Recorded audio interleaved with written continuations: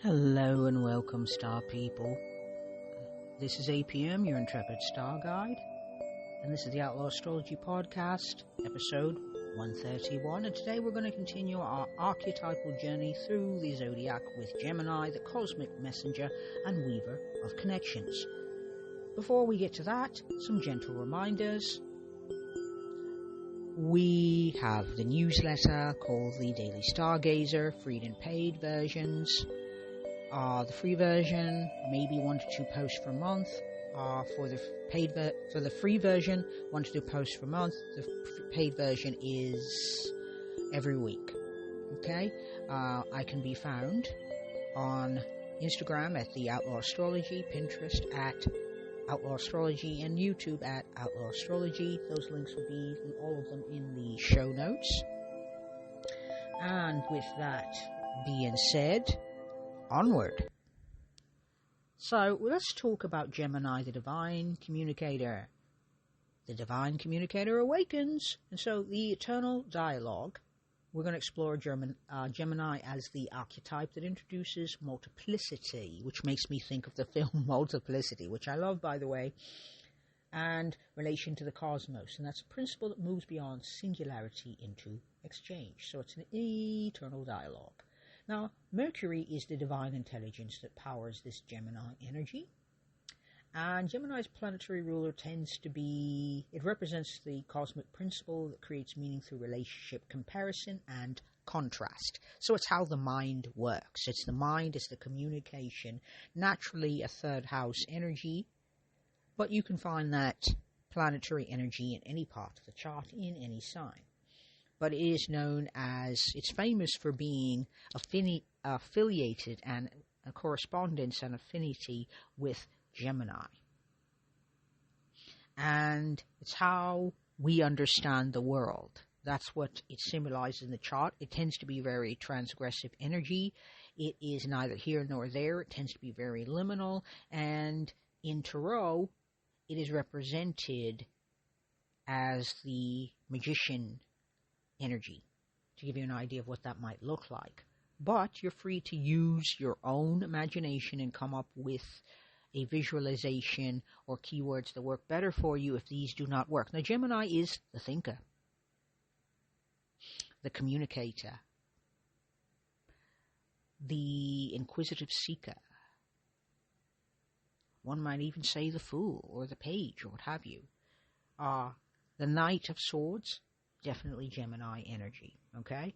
And so, like I said, it's about relationship. It catches patterns, it's inquisitive, it's very curious energy, and Mercury is naturally at home in Gemini because it gets to do what it likes to do, which is find relationships to things, compare those things to one another, and to see the contrast. Because if everything is amazing, nothing is amazing. If everything is awful, nothing is really awful. You need contrast to tell the difference between what is magical and what is not. What is awful and what isn't. What's amazing and what isn't. It is the what isn't part that makes the what is part stand in greater starkness. It stands out more if you have contrast to compare it to. So that's basically what the mind does. Now, mythological expressions of Gemini energy is Hermes and Mercury. Hermes is the Greek version. Mercury is what the Romans called this energy, but the Egyptians called this energy Tot or Thoth. Or some people you might see as Thoth. Some people pronounce it Thoth. I've seen it as Thoth, Toth, Tot. So, depending on the lineage. And that is also Mercury Hermes energy. Now, if you've ever heard of Hermes Trismegistus, it means thrice great Hermes. And they are not referring to Hermes the god. It is the Greek name for Tot. Because they're saying, a lot of Greek philosophers, mathematicians, people of that nature had a tendency to go to Egypt to study. It was quite the thing. It was all the fashion, all the rage. And when they got there, they found out about Thoth. And they thought to themselves, this god is way better than our god. He's thrice great. He's that amazing. So that is how Hermes Trismegistus got the name thrice great Hermes, or Hermes thrice great. It's actually referring to Thoth, who predates both Hermes and Mercury, because most of these gods have their basis in Egypt and beyond. Okay, so Hermes energy is a psycho, pomp, and boundary crosser. How did we get there? Well, we got there because Hermes, Mercury were the messenger gods. Hermes was the only god that could go to the Olympian, could go to the underworld. We're not talking about Hecate, we're talking about the Olympians. He was one of the few gods from that particular lineage and pantheon who could go to the underworld and could cross boundaries. Most people could not do that. There are very few gods and goddesses that have that ability. He's one of them. Another is Hecate, and a third is Persephone. It's not common for gods to do that. So that's how we get boundary crosser. Also, the Norse god Loki. Now, a curious thing about Loki, when I said transgressive, you might also hear the energy is ambiguous. That would be like androgyny. So kind of an androgynous energy. And Loki, curiously, had given birth to some of their own children. So some of the children, Loki had lovers of many different classifications from all walks of life, but sometimes Loki just felt the need to just produce children on their own and gave birth to their own children. So there's that interesting edge. And so that's the Norse god Loki. That's that kind of edge, paradigm shifting, boundary crossing, rule breaking, but boundary blurring type of energy, okay?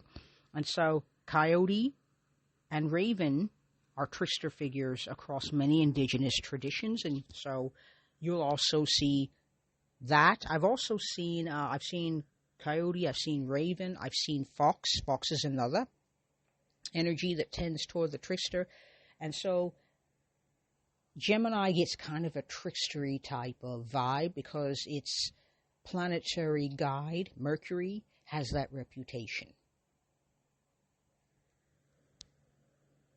And so let's move on a bit to gathering allies and information. So you're having the adventure. You had the idea to have the adventure. You got the call to action. Okay, you are learning skills and whatnot at Hogwarts. Or if we're Wednesday Addams and you're watching that, they don't teach you. They don't show as much, but what they're showing is Wednesday learning to deal with her psychic abilities. Wednesday learning to investigate because, learning to those type of skills, she's naturally a curious and investigative, I want to go deeper type of person. But from pop culture, she can't do it alone. And so with Wednesday, you're going to see her gathering allies. If you've been watching, she's going to gather her allies, like everyone does. You might also notice, if you pay attention to Harry Potter's world and that franchise, Harry Potter answers the call to action. Hogwarts letter, finally gets there, starts to learn magic. It turns out you have to learn how to do it properly. And whilst there, starts to gather information, meaning learn more magic, and gather allies. He meets Ron Weasley and Hermione Granger, in addition to Neville Longbottom and a few other people, and having long-standing connection with Dumbledore. And so it's gathering allies, gathering information type of vibe. And so psychologically, there's a necessity of diverse perspectives. So the hero must always move beyond self-sufficiency to engage with otherness after establishing foundation. Now, by the way, otherness can be found in the chart. And when I say found in the chart, you're going to look at Mercury, for example, otherness. Chiron, otherness. Uranus, otherness. The houses 7 through 12 introduce you to the other. Not you, but other, okay? The MC is otherness because you're looking at other people's perception of you, whereas the ascendant is what you think of you, how you perceive you. The MC is how others perceive you publicly, okay? So that is being awake to diverse perspectives. Diverse perspectives is very ninth house, for example. So if you had that Gemini energy hanging out there, it's a necessity for diverse perspectives. This is why we feel the urge. After you've set up a foundation and done, getting that knowledge, you now need many different perspectives on how magic can be done. You just don't have Harry Potter just learning Earth, how to work with plants. Yes, he takes a class on herbology to learn about that particular context, that lens for magic. And then there's potions, that's another lens. And then there's divination, yet another lens. And there's stargazing, many different lenses, which are merely another way of saying a different perspective on magic that he's being exposed to at a very young age.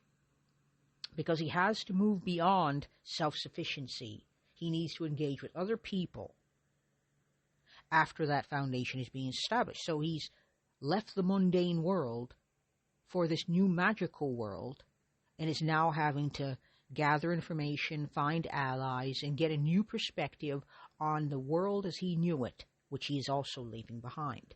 So there's also a sacred curiosity here. And you explore, we're looking at how Gemini energy opens us up to genuine questioning.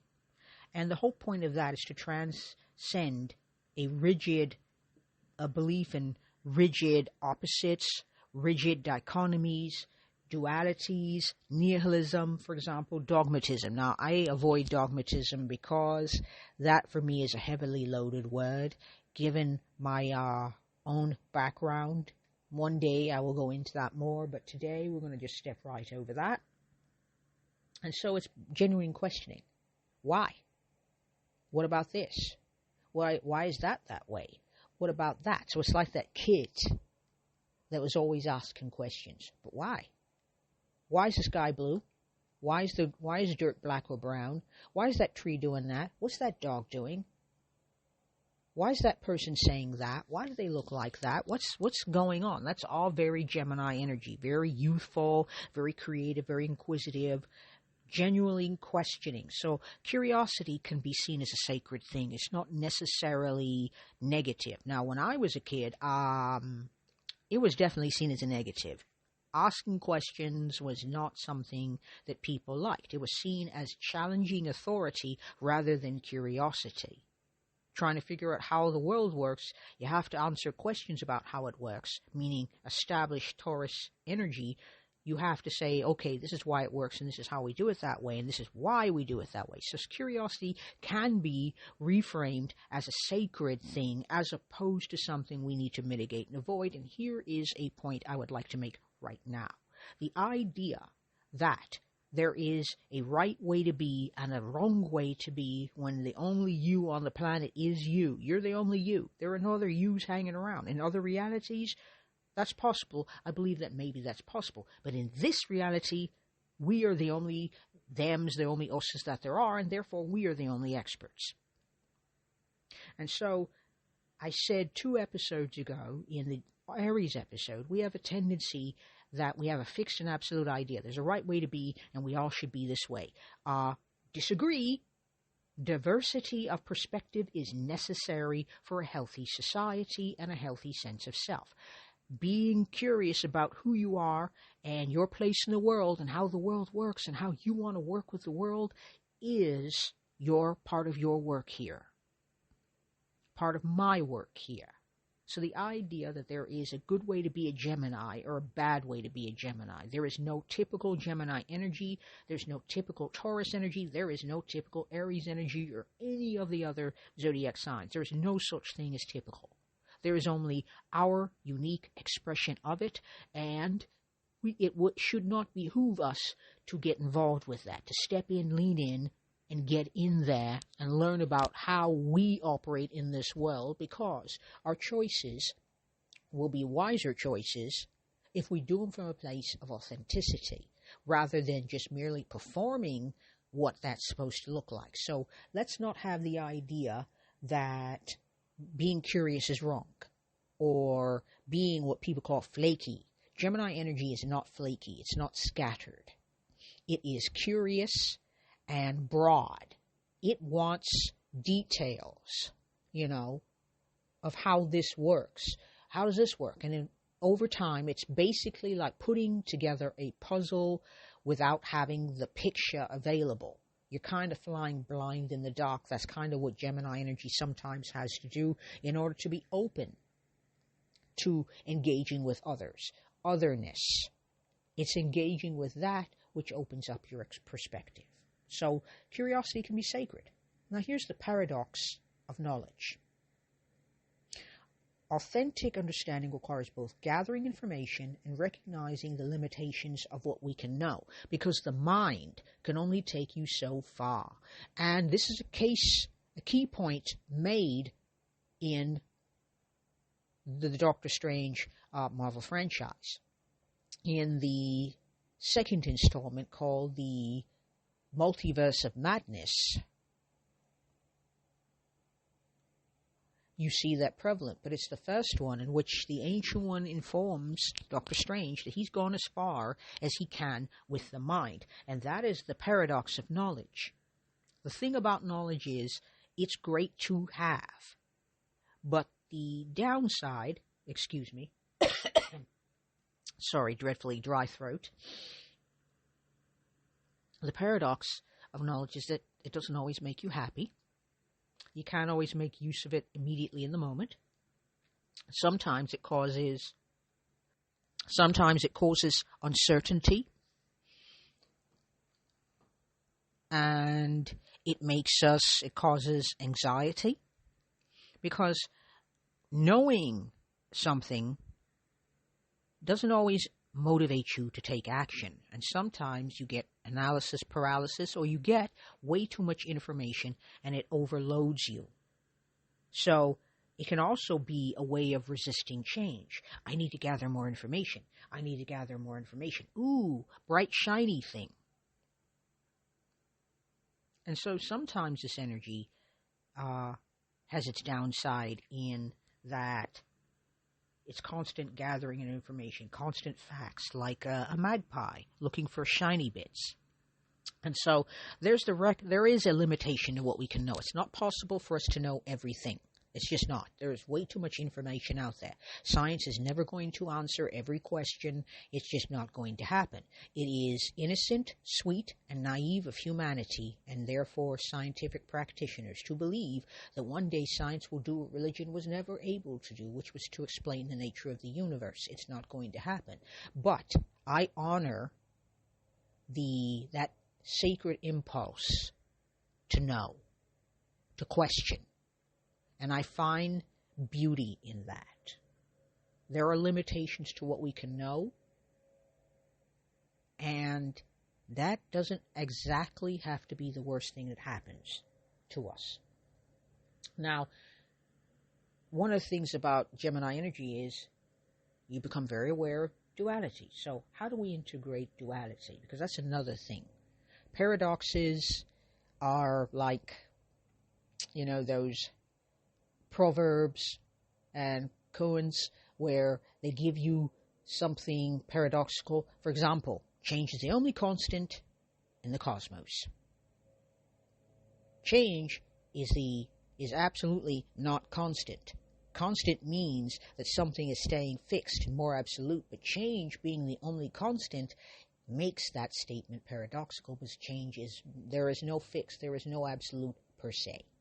Okay, so we're dealing with duality. Duality is black and white, can be seen as black and white thinking. That's another way of saying that. So there are shadow expressions, of course, Gemini, like every sign. Superficiality, restlessness, fragmentation. And so superficiality is floating over the top, because you're always being distracted by the this amazing new insight, this amazing new ideal, or this beautiful, cute, wonderful thing of information over there that you just got to chase, that interrupts you, distracts you from the work at hand. So there's a sort of a superficiality, a restlessness. There's nothing, now, in and of itself, being superficial serves its purposes. Being restless, fragmented, serves its purposes. There are times when this is a necessary thing. The shadow expression here is when it stops being beneficial, when the distraction leads to us not going deeper into a topic, like, say, for example, we're writing a book, and it's an astrology book on the asteroid goddesses from a different perspective, and you're not able to go deep because you're always chasing this really new, cool idea. Ooh, yet another asteroid. Let me go chase after it. So now you have hundreds, if not thousands of asteroids to research. How are you going to write a book on thousands of asteroids? So you do superficial knowledge with all of them, thereby robbing your book of the intensity and the focus that would be necessary for you to write it, to be interested in it, and to attract readers. And there's also restlessness, because novelty is a really big thing with Gemini energy, and if you're always chasing novelty, you're always going to be restless and easily bored when things don't pop off quickly or do not interest you amazingly, which leads to fragmentation. You end up with pieces of ideas, but having never dug that well of knowledge deep enough, you now have just pieces of it. You don't know how any of it connects to anything else. And so when we're looking at figures, now, when I see this energy, I think of the Marvel Universe. I think Doctor Strange. Now, by the way, Doctor Strange, I really, really, really love that particular storyline in the Marvel Universe. It's one of my favorites, which is why I mention it so frequently.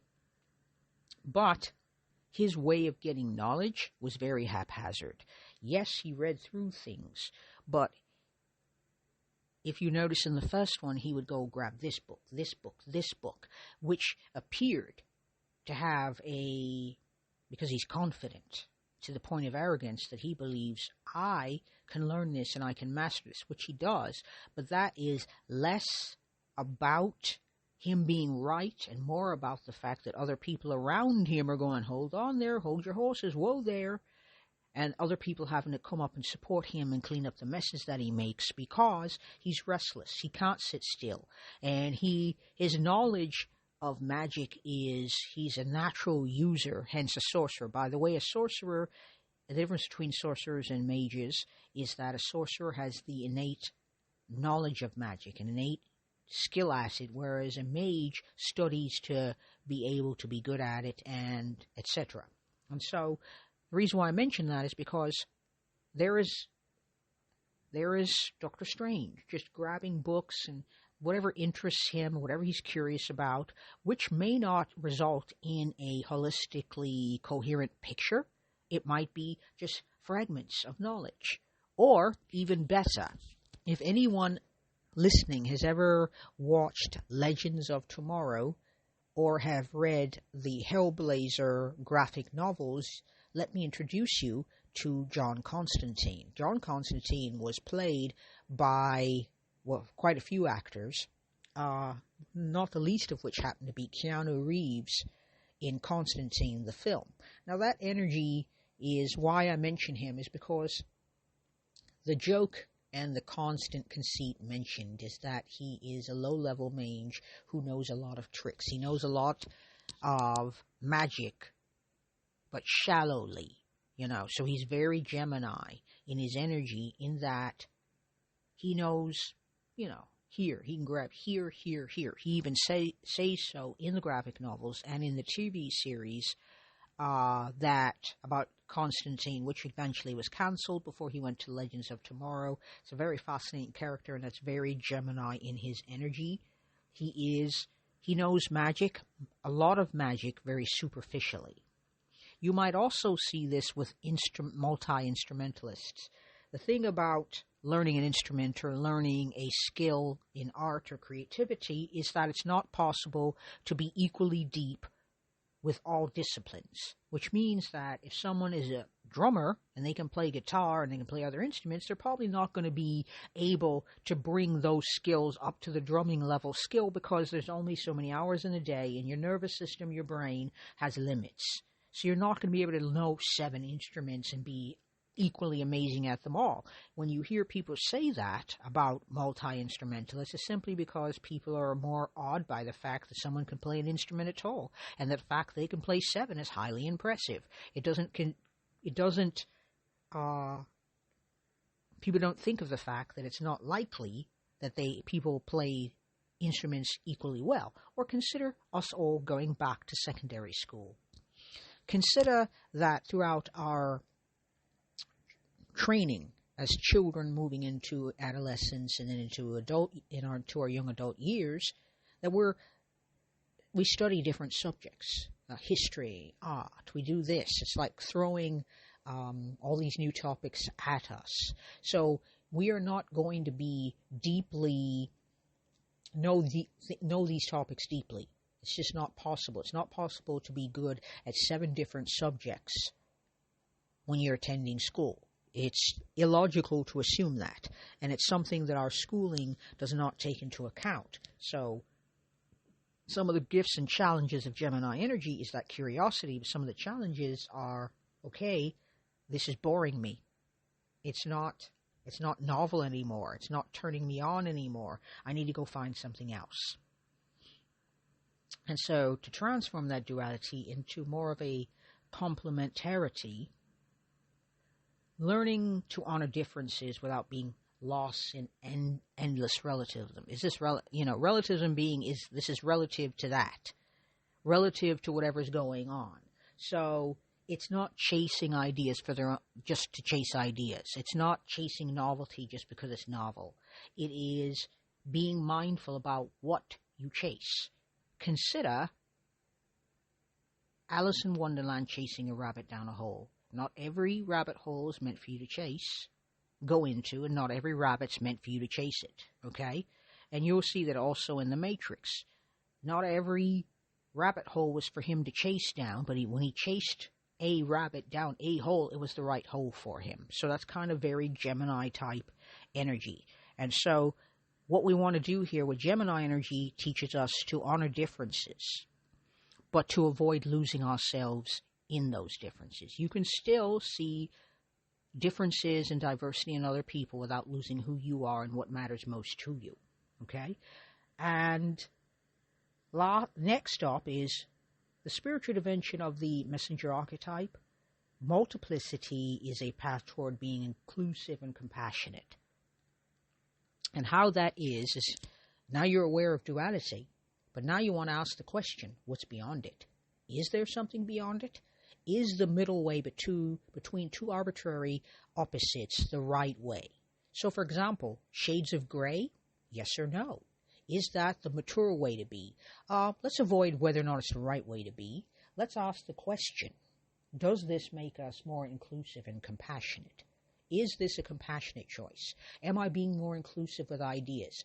Am I inviting in perspectives that are different from mine just so I can be more aware, so I can avoid duality? Excessive duality can be problematic. It can make you feel fixed, absolute, and can lead to rigidity that makes it so that we start pushing other people to act in ways that are best for us but not best for them, and then becoming very offended when people refuse to be what we want them to be. So Gemini energy asks us to be more inclusive, to include other people's points of view. You don't have to adopt those points of view. You don't have to live your life according to them. You don't even have to believe them. The only thing you say is, I understand that this person has that point of view. I get it, and this is my point of view. They're allowed to have that point of view, and this is the point of view I choose to have. Okay? So, a key takeaway here is truth emerges through relationship, not isolation. Truth emerges through comparison of 2 opposites, not necessarily seeing that one is better than the other, but only that black is beautiful and so is white, and that Light is lovely, and we also need darkness. Joy is magnificent, but it's periods of suffering and pain that makes that joy the gold that frees and nurtures our souls. And so the Gemini archetype teaches us that meaning itself is born in the space between perspectives. So we don't need to rush to have a perspective. There's a creative tension of apparently opposing truths. And it's also to meet Rumi in that field, beyond the dichotomy between good and evil. And with that said, the next episode we will explore Cancer, the cosmic nurturer, and how the hero must develop emotional resilience and connection to origins after gathering diverse perspectives. And so feel free to ask questions of your chart. Find out where Gemini is. Find out where Mercury is. Ask, how do you communicate? How have you experienced duality? Where have you become fixed and rigid? Are you being as inclusive and compassionate in your thinking as you could be? Where can you become more curious and use sacred curiosity to open up? Where can you live in the space between perspectives and that creative tension between opposing truths? You don't have to choose a side. You don't even have to choose the middle. You can go beyond that. How would you do that? And with that said, thank you very much for tuning in. And until next time, peace and astro magic.